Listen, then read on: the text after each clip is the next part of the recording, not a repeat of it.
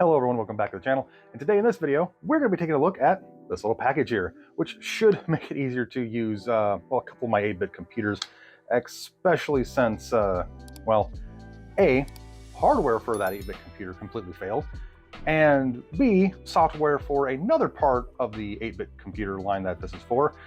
There really isn't a lot of software for it on floppies anyway. Let's get started and do this in this little package and try it out. So inside of this package here is the SD2IEC device, which is a modern device designed primarily for use with the Commodore 8-bit line of machines. The Commodore 64, the VIC-20, the 128, C16, and the Plus4 with some extra hardware depending on which version you get. And also, technically, I believe it can also be used with the prototype C65, but I don't really fully remember if that's the case. Right? Either way, in a nutshell, what this little device does is it allows you to use micro SD cards to effectively replace the aging 5 1/4 floppy disks and the accompanying 1541 disk drive to load software into your various 8-bit machines from Commodore. Like I said before, the C64 and the VIC-20 being the primary use case. There's an asterisk there, though, with the 1541 part because there's some weird stuff going on with this, with the SD2IEC devices. So let's take a look at this thing on the table real quick, take a good look at it, and then we're going to try it out. Okay, and here's everything that came in the package in the mail. We have the main baggie, a little baggie with a tool and 2 jumper blocks, which the tool I believe is used to tear apart the main device itself, which is the SD2IEC. There's no owner's manual in the bag, but it does say to download the manual from Bits Retro, which is where this came from. Not sponsored or nothing. I paid this, they didn't send this for me for review or nothing. This is actually something I bought with my own money. But Bits Retro, they sell a lot of devices like this for vintage computers. There's a couple different models of this. There's the powered by cassette port, which is this one. So it will block the cassette port. It pulls the 5 volts from that. There's another one that powered by the user port, so it would block the user port. They also have some GoTech devices for the Amiga 500 that are basically pre-set up. You just plug and play, and you can have a Amiga-like device internal to the Amiga 500, the 600, and then you have an external rotator knob to select your floppy images.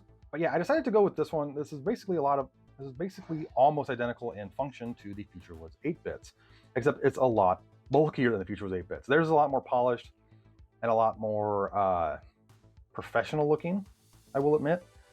This one you could definitely tell it's 3D printed, but it's a very nice 3D print. It's got a nice texture to it. The text is nice and clear. Like, I'm not saying that, you know, one's better than the other.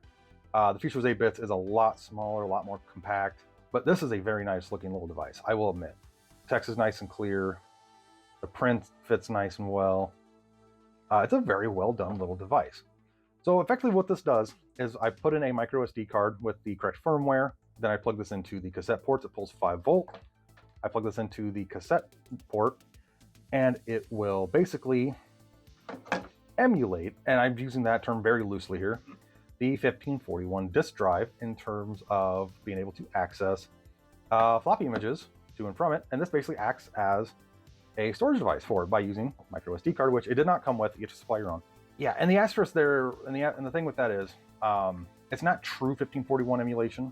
There is some hardware things that doesn't emulate correctly, so some software and some games and applications don't work correctly. But from what I found on their website and other forums involving the SD2IEC device, it's like an 80–85% compatibility with software. So realistically, this will work with most of the games that I plan on running. And if there is a game that won't run on here because it's just not compatible, it doesn't require the hardware of the 1541, then there are other options out there. There's a Raspberry Pi hat that fully emulates 1541. This one in particular, it basically runs at the same speed as a 1541, so it's not going to be any faster. It still takes a very long time to load up files and images and stuff from the SD card. So let's take it apart real quick and see what it looks like. They sent a neat little Allen key, which is really, I don't even know what size that is. I think that's 3mm.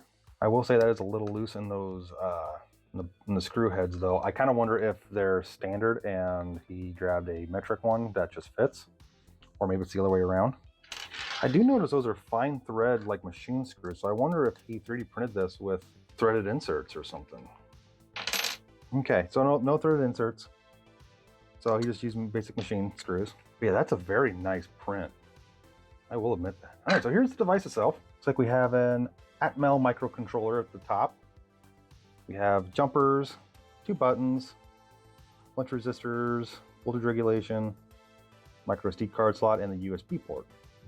Yeah, a very basic little PCB. In fact, it kind of almost, it's definitely an open source style project. Very nice solder job. This is very nicely done. I do like the way this looks. I will say I do notice a bit of a problem. And it's not with the fit. It's not with the whole case as a whole. It's just a little bit with the fitment. He could have gotten a little closer here because I could kind of see if you're like not paying attention and you're trying to put the SD card in. I could see you accidentally dropping it in there and then it being loose in here. Maybe that's why you need to take it apart in case you drop an SD card in here. Okay, so I want to apologize really quick. I have some direct capture going, but unfortunately, he's not picking up my integrated microphone. I don't know what's going on, so syncing this up might be a little bit challenging. But anyway, here we have bitsretro.com, where I effectively ordered this. It came through the Amazon listing, but I probably should have just got it from here. Bits Retro sells cheapest retro accessories. Feature products, they have a lot of neat stuff. Amiga 1200 GoTech floppy drive emulator complete kit with programs GoTech. Amiga 500 512K memory expansion. 500 GoTech USB floppy drive emulator. That's probably going to be something I'm going to be getting here pretty soon because I've been wanting to get something like this for my 500. Amiga 600, we have the Commodore 64 AV adapter with S-Video composite and 2-channel audio. Again, something else I need to get for my Commodores here. The SD2IEC Plus Fast Load cartridge, which, yeah, looking at the price here, I probably should have got something a little bit better. Crap, my battery's on my laptop. Need to hurry up with this. Anyway, Commodore 64, the cassette port powered one. So that's the one I got. You see, they're actually not too badly priced either. We're going to go to downloads here, the user manual. And yeah, basically says what to do. Format the micro SD card, max 32 gig at FAT32. I like 4 gigabyte ones because they're just cheaper and I can use them everywhere. I can use them either on my camera here, or I could format them and use them for my Apple II GS's SD card adapter. Extract the SD2IEC SD pack directly to the memory card. Yeah, that's an important thing here. Because it's formatted at FAT32 and most C drives are NTSF or whatever, extracting them to the hard drive and then copying them over can cause some file issues, especially with layout. I've had that happen a lot on my Apple II GS actually. So just download the file here. It's the link is right here. And then extract the contents to the SD card. Then download and copy any C64 programs and games to the root of your folder. And then you pop it in and it should just work. So I'm going to do that real quick and then we'll see what it looks like. Okay, so here is the SD card. I have it labeled CBM, that way I know what it's for. I have some 64 games in here. We have empty D64 images. These are for if you're trying to copy from a physical 1541 floppy to this one. You can actually do that. You can actually have this device set to device 9. That's what these little jumper blocks were for that they sent in a little baggie.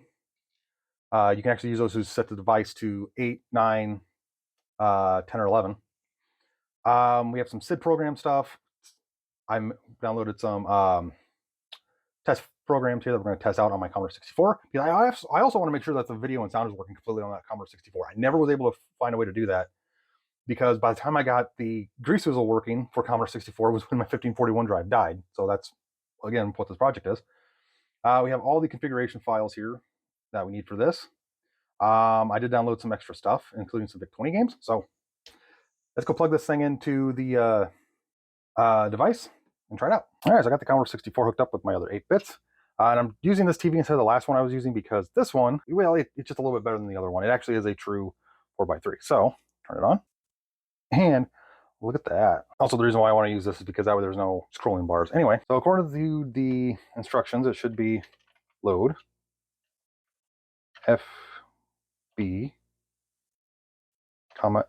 And the little device turns green, which I didn't catch in time, to load it. And hey, look at that. Ready. Run.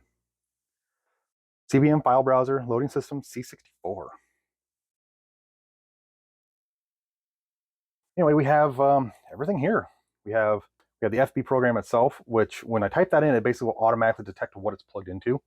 Or I could actually type in FB16 for the Commodore 16, FB20 for the Commodore VIC-20, 20-3 for 3K upgrade, FB20 8K for the 8K upgrade, 20/MC for, I believe that's for, I have more than 8K in the VIC-20. Then we have the Commodore 64. 64 DTV, I don't really know what that one's for. And then we have the 128. All right, so let's try out some C64s. Let's go to the test folder. I want to see what this thing is. All right. So we have, this is Adrian's Digital Basement's 8-bit dance party, which basically fully tests out the video and sound capabilities of the Commodore 64. And since I've never done it before, to test it, play out to make sure everything works, we're gonna try it. So, Adrian, if you watch this, well, thanks for making this little program.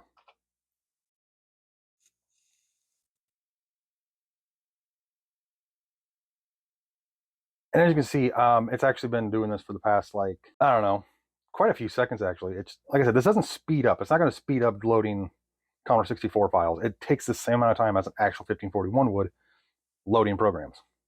There we go. Ooh.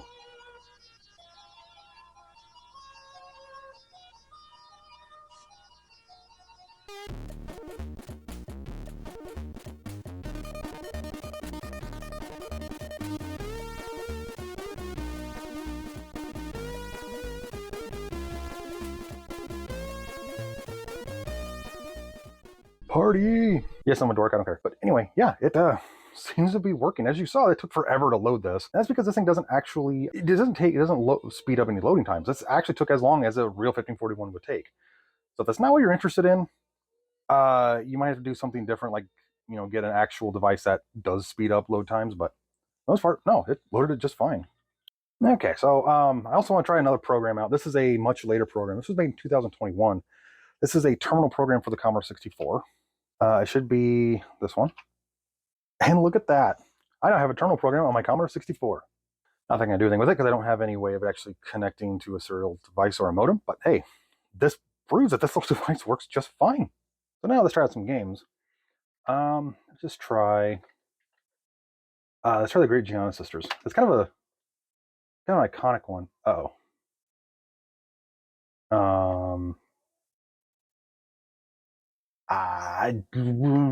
Just pick one, see what happens. Okay, that didn't do anything. Oh, this one. No. I think that's normal. Oh, yeah. That's actually really cool.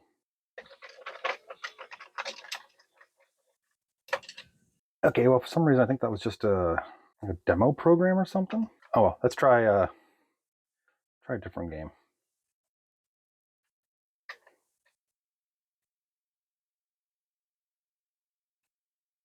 Okay, there's another cool rainbow thing. Ooh, this is kind of cool. 1942. So this should be the same thing as the arcade.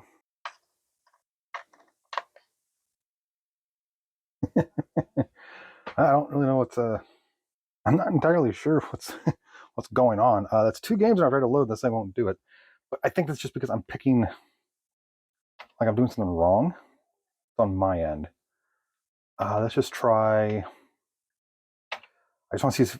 I want to make sure it's on my end, and I'm like just picking the wrong files. Yeah, I'm gonna give the other two games a pass because I think what's happening is I picked the wrong files inside of the disk image. Yes. I don't want to have this be the game that I use to test this thing out fully with, but obviously I'm picking the wrong files in those other games. And also, this is the older version of Pesky Robots. David Murray since then has released the game with some updates, which I have not. Hey, it's working. Which I have not downloaded the updated disk image yet. Oh, I forgot to get the. Oops. But yeah, it works just fine. All right, now we're going to try my VIC-20. Look at that, 3500K free. So I should be able to just automatically load for VIC unexpanded. So yeah, it automatically detects what VIC I have, and look at that. Let's go down to VIC-20, and we have some games in here. We have actually, what is Invaders 3K? Oh, I can't use that one. So yeah, there's really not a whole lot of games that came on the VIC-20 for floppy. So a lot of the games that are for the VIC-20 that were on floppy are just compilation stuff that people made later. And I believe some of these are actually going to be in, I think a couple of these I tried on emulator before and they were in a different language. So we'll have to just see. Try Pac-Man.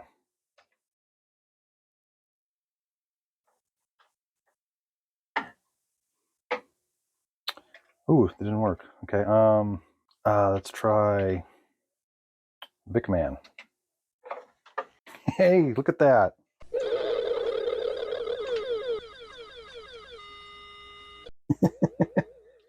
Whoops.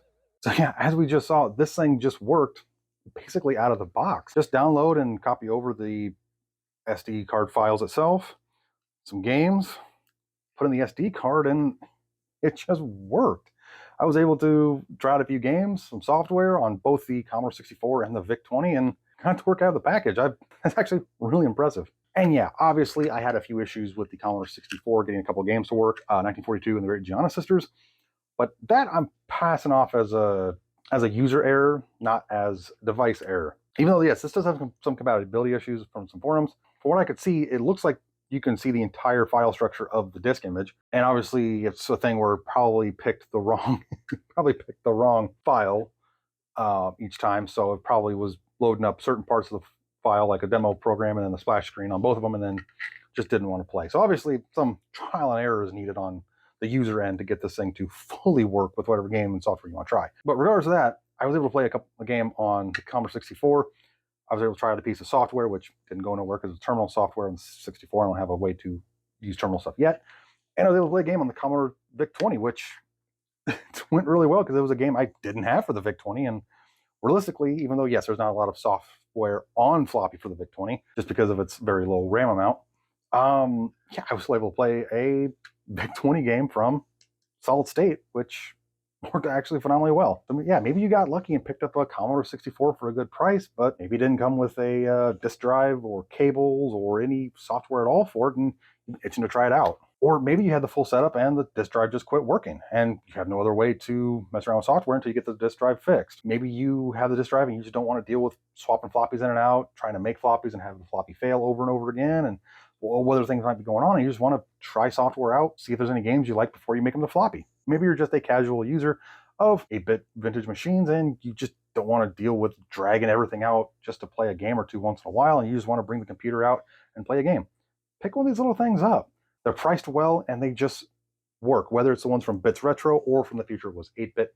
I'm not sponsored by either one in this video, but yeah, pick up one of these little SD2IEC devices and just get to playing some vintage Commodore 8-bit games. And this video ended up being a lot of fun. Not only did I get my Commodore 64 and VIC-20 back up and working since my 1541 drive died, I was able to try some software and games that I hadn't got a chance to yet because, well, I was originally going to use a grease weasel to make floppies so I can use them on the official hardware to try them out, but since I have a dead drive, that's not possible right now until I get it fixed. I now have a way to try out a bunch of games and software that I, again, didn't get a chance to. And I can try it in a quick and easy way. I can just set up a laptop in there and download a bunch of Commodore 64 and VIC-20 games, programs, software, demos, whatever, and just drag and drop them over to the SD card as I see fit, try them out, and what I like I can keep, what I don't like I can purge, and then have a bunch of games and stuff that take up a lot less space on an SD card. Obviously, yes, I do prefer using the original 1541 drive. It's just a little bit more authentic that way. And this isn't 100% 1541 emulation, but it's good enough, whether it's a casual use, like a lot of people do, or it's serious use, like playing games weekly, daily, or whatever. I can have this thing set up upstairs and plugged into a capture card so I can play games directly and do some direct capture stuff in the future and not have to worry about dragging up the disk drive, the computer, all the cables, I can just try them out here. And if they don't work because of a compatibility issue, then, well, I can write that down and try later on actual hardware. And that's kind of the fun thing with a lot of these modern retro devices, much like this one, the SP2SD device, the XT-IDE device, adapters, is they breathe new life into these old vintage 8-bits. I mean, how many people who want to get into retro computing prior picked up a C16 or a C64 or a VIC-20 or a Commodore 128, didn't come with software, and there was really no way to make software unless you had software already, or you knew somebody that had the software. And nowadays, this is going to make these things make it so much easier for casual users or new users to get into the retro computer landscape, because, well, you can pick up the computers somewhat cheapish on eBay, and you can pick these little things up pretty cheap and try them out. And if you like it, great. If you don't, you didn't invest in a whole setup just to try out 1 or 2 games. And that's kind of why I love these new modern, retro-inspired modern devices. They work well, they're easily accessible, and it adds accessibility to a lot of these vintage machines. But anyway, that being said, thank you all so much for watching this video. Really hope you enjoyed this quick look at the SD2IEC device from Bits Retro. You're going to be seeing this thing a lot more often here in the future when I'm playing some more VIC-20 and Commodore 64 stuff, trying out some software demos, and etc., that kind of stuff.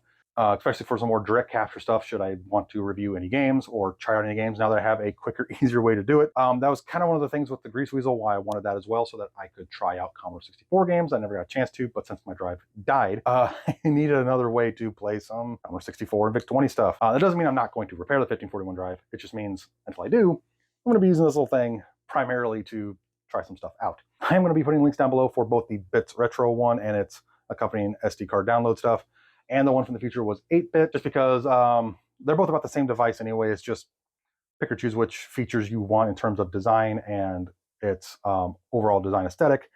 If you kind of prefer to have a more 1541 looking mini drive, feature where the 8-bit one looks really well polished. If you're not too concerned about the way it looks or having some modern thing jutting out of the back of your C64 like I do, this one's also another option. If you want to see me play any games on the Commodore 64 or VIC-20 here in the future, or try anything out in terms of demos or anything like that, in terms of software, let me know, and I'll be sure to try it on the Commodore 64 here. I love trying out new software, especially viewer recommended ones. So put down in the comments if you know of the actual compatibility numbers in terms of this versus the 1541. Like I said, I've seen a couple different forums where one forum says it's like 90%. I've seen one down to at least 70% in terms of compatibility. So if you have one of these and you know the closer compatibility numbers as to what does and doesn't work, to kind of either clarify or to correct me, then please put down in the comments, and I will absolutely make a retraction or a edit in the future to fix my flub on that. So yeah, be on the lookout for a lot more Commodore 64 and VIC-20 stuff here in the future, especially with some neat software stuff and games. And I'll see you all in the next video.